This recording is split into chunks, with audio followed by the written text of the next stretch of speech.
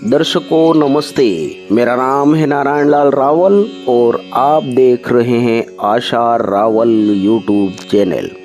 एक बार जब मुगल बादशाह अकबर ने गोस्वामी तुलसीदास को शाही दरबार में बुलाया, भरी सभा में अकबर ने तुलसीदास की परीक्षा लेने के लिए तुलसीदास से कहा कि हर रोज तुम्हारे चमत्कारों की चर्चाएं मेरे दरबार में हो रही है। तुम कोई करिश्माई शख्स लगते हो, कोई करिश्मा करके दिखाओ। यह सुनकर तुलसीदास ने जवाब दिया कि मैं तो सिर्फ प्रभु श्री राम का एक साधारण भक्त हूँ, कोई जादूगर नहीं जो आपको कोई करिश्मा करके दिखा सकूं। अकबर ने कहा कि मुझे तुम्हारे प्रभु श्री राम से मिलवाओ। तब तुलसीदास ने उत्तर दिया कि प्रभु श्री राम केवल अपने भक्तों को ही दर्शन देते हैं। अकबर ने कहा कि यदि तुम मेरी प्रशंसा करते हुए मेरे लिए ग्रंथ लिख दो तो मैं तुमको अपने दरबार में 9 रत्नों में शामिल कर लूँगा। लेकिन तुलसीदास ने अकबर के इस प्रस्ताव को ठुकराते हुए कहा कि मेरे लिए इस पूरे ब्रह्मांड के एक ही राजा हैं और वो हैं प्रभु श्री राम। तुलसीदास के मुंह से ना सुनना अकबर को नागवार गुजरा। अकबर को लगा कि तुलसीदास उसके आदेश की अवहेलना कर रहा है। अकबर ने गुस्से में आकर अपने सैनिकों को तुलसीदास को बंदी बनाकर कारागार में डालने का आदेश दे दिया।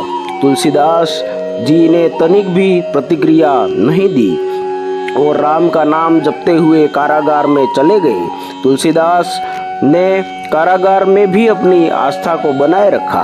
कैद में तुलसीदास ने सोचा कि उन्हें इस संकट से कोई बाहर निकाल सकता है तो वो संकट मोचन हनुमान जी ही हैं। जब तुलसीदास ने बंदीगृह से मुक्ति के लिए हनुमान जी का स्मरण करते हुए अवधी भाषा में हनुमान चालीसा की रचना की, रचना के उपरांत तुलसीदास जी ने हनुमान चालीसा का निरंतर 40 दिन तक पाठ किया। 40वें दिन एक चमत्कार हुआ। हजारों बंदरों ने एक साथ अकबर के महल पर हमला बोल दिया। अचानक हुए इस हमले से सब अचंभित हो गए। अकबर की सेना भी बंदरों का आतंक रोकने में असफल रही।